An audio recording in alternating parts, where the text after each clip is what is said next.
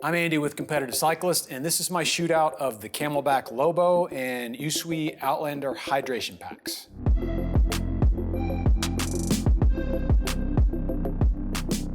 Okay, I'm gonna start this one on a down note. I am not a hydration pack guy. I'm team water bottle and have been for a long time. And as my good friend Dave Turner says, there's always water, meaning as long as you don't get too silly with your route planning, you'll always be able to find like a hose or a store somewhere. And for the most part, he's right. Now, that's not to say I never was a hydration pack guy. I was hardcore back when I was racing cross-country mountain bikes back in Arkansas. But it's been over 15 years since I've towed up to the line of an XC race, and about that long since I've used a hydration pack on the regular. And if you think about how much other things have advanced in the past 15 years, take disc brakes and tubeless tires, for example, and maybe even the iPhone, you'd think that today's packs would be light years ahead of the ones I was using back in the day. So that was the bar I set for myself going into this shootout. I expected the Lobo and the Outlander to usher me back into the world of hands-free hydration with open arms. The Camelbak Lobo is positioned to be their do-it-all $100 pack, and it's dripping with useful features. Just below the zippers for the reservoir, there's a small pocket with a key holder, and underneath that is their famous helmet carry system, which kind of hides a larger pocket that's held snug by two elastic mesh panels on the side. There's also a roomy but not oversized tool pocket and a light loop at the bottom. Flip it over and you can see the ventilated harness, air support back panel, magnetic tube trap, and a removable stability belt designed to go around your waist.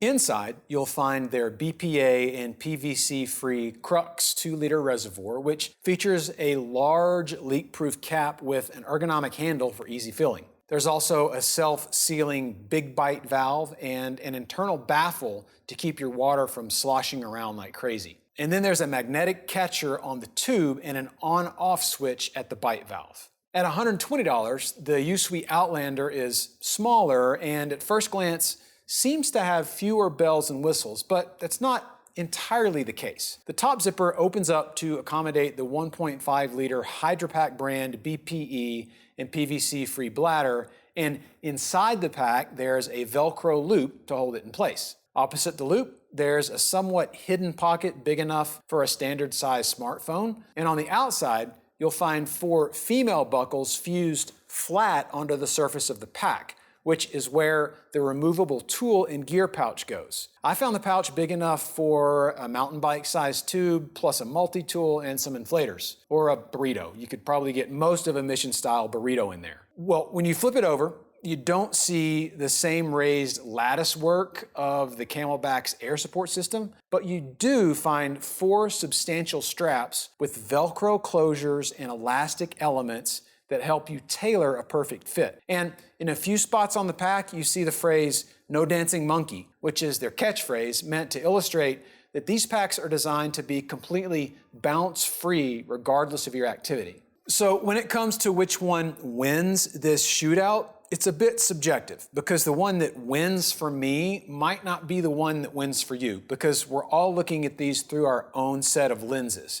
I'm viewing them through the lens of an OCD roadie who likes his bike things to be aesthetically pleasing, minimal, and comfortable. I'm also still team water bottle, but if you're on the other end of the spectrum, peering through the lenses of a downhiller whose weekends are filled with ski slope runs on a big hit bike, you might have different needs. Maybe you don't have room for a bottle cage on your bike and you don't dig having a saddlebag full of tubes and tools rattling around while you're bombing a run or competing in an enduro event. It's likely the same vibe for a trail or all-mountain rider who'd prefer to carry his day's rations and supplies on his back. And if that's you, then maybe the Camelbak Lobo is a better choice. It's light, comfortable, carries more water and gear, and it's nearly infinitely adjustable. But I gotta say, it wasn't for me at all. You remember earlier when I was talking about the last 15 years of innovations and my high bar of expectations? Well, that's where the Lobo falls flat for me. Doesn't feel that different from the packs I was using in the 2010s, and in a lot of ways it's kind of worse. The reservoir is clever and the wide mouth cap with the handle is kind of game-changing, but the first time I filled it, I didn't tighten the cap enough and ended up with electrolyte drink all over my garage floor. I won't make that mistake a second time, but it was only the first of many Little irritating things that just should not be present on a pack from the guys that invented the category. For example, the straps. They're basically two nylon ribbons with thin, stretchy mesh in between. They're extremely well ventilated, which is a plus, but with no real framework to support the width of the straps, they end up thinning out and being less comfortable than they could be. They also didn't do a great job executing the chest strap. The magnetic closure is clever at best, but not as one-handed as you'd think. And even my small 38-inch chest felt a little constricted by the somewhat short nylon strap, which is crazy because my other huge problem with this pack is all of the excess at the ends of the other straps. I must have stopped 5 times on every ride with this thing to micro-adjust and tuck in straps that were flapping in the breeze. And I love the idea of the magnetic keeper for the hydration tube, but it needs either a stronger magnet or a softer durometer for the tubing, or maybe more surface area, because I really wanted to be able to easily find the magnet to get this extremely long tube out of my way, which is the last head scratcher. Why is this tube so dang long? Look, I know it can be cut to your specifications, but a Camelback brand pack should just be a little more user-friendly right out of the box, and this one just took too much fiddling and adjustment to get right.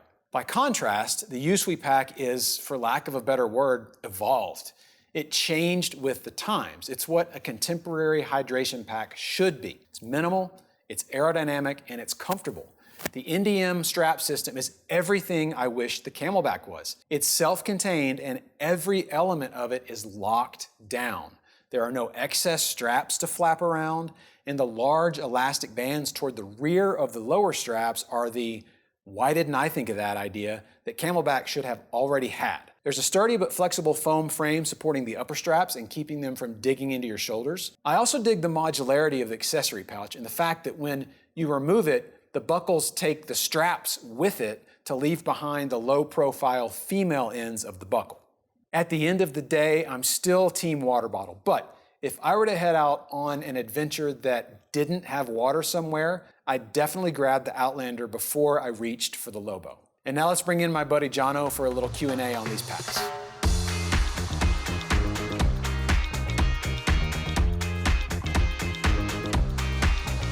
All right, hydration packs. Here we go, hydration packs. Let's talk about them. Let's hear it. All right, I'm ready. So between the two, which one feels more breathable on your back? I know that's a factor a lot of people think about. Yeah, so as much as I dislike the Camelback, I gotta give it the nod in the breathability area because that air support system has a big channel in it that keeps it lifted off of your back, whereas the USWE is in full contact with your back. Getting no wind flow. Yeah. Are there any noticeable differences in maintaining the bladder, cleaning it, pulling it out, airing it out? Yeah, it's interesting you asked that. So I mentioned in the review that the durometer or the hardness of the tube, they were both a little stiffer than I wanted them to be, and they were both a little too long.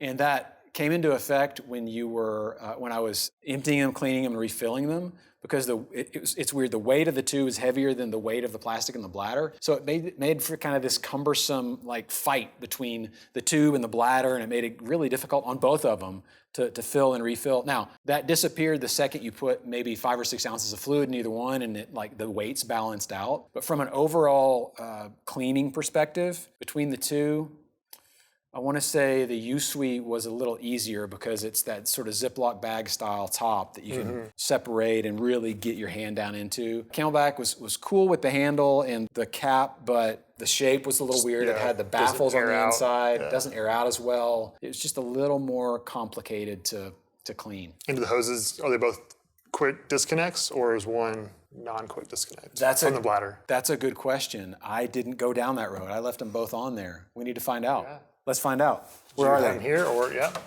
All right, they're here. They're here. Oh, it's not. It's not a quick disconnect? Wow. Because the USWE that I have, both of them, they have a quick disconnect. There, okay, let's find out what the Camelback bladder is. This is what I mean about the Camelback. It's it's rigid and it's kind of tough to get the thing in and out. I love this handle though. Oh, yeah, it's nice for filling up. It's really cool for filling up. And I guess, yeah, that is a quick release. Okay, so quick disconnect on that one. I've never done that before. I didn't. Yeah. Boom.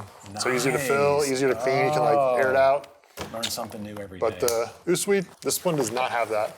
But you could buy a different bladder that I think does, but you have to pay additional money for that. That makes this a little bit easier, I think, to clean and maintain, but I still like this one better. Yeah, mine you can actually turn inside out, but because it's a quick disconnect, this one doesn't have that. I mean, you can probably turn it inside out, right? Yeah. The other thing with this Camelback bladder that was weird was it's a 2-liter bladder, but the opening's so big and it takes up so much of the pack that, like, can I really get 2 liters in here, or am I gonna have to stop at some point? And then, like, bleeding the air out of it so that it doesn't slosh, that was a little more challenging as well.